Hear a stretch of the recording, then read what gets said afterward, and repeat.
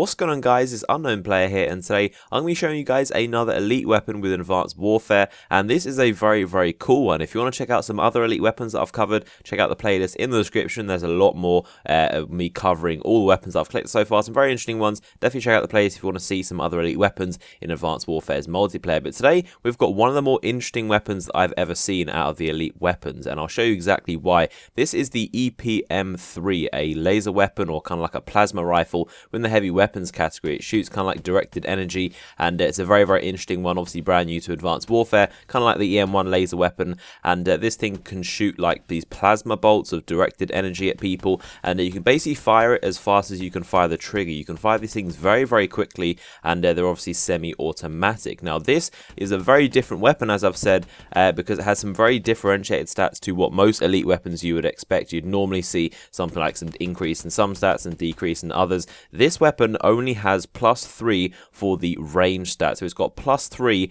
just for this one statistic, bring up to the maximum of 20, which is actually pretty crazy. This weapon has a massive range, and it's very impressive. Now it does have a compromise, but not in stats. It's got this symbol you can see right here. What that actually means is that you cannot have underbarrel attachments on this. So these are kind of things like the quick draw grip, the stock, the heatsink, basically anything that isn't an optical sight. Optical sights are the only things you're allowed to actually put on this weapon as an attachment, which is a very strange trade-off. Instead of just having decreased stats in somewhere else other than range, you actually have to try and forfeit all of your attachments. So the only attachments you can put on this weapon, as you can see here, are reticles, things like red dot sights and ACOG sights and things like that. You cannot put any of the most key attachments on this weapon. Now I find that's actually not a very good trade-off at all. I mean, personally, I think the EPM3 isn't a good weapon in general. It's not really worth it, and this elite weapon, I'm not even sure whether I'd use it myself, because some of the underbarrel attachments can make this weapon amazing. Underbarrel attachments are really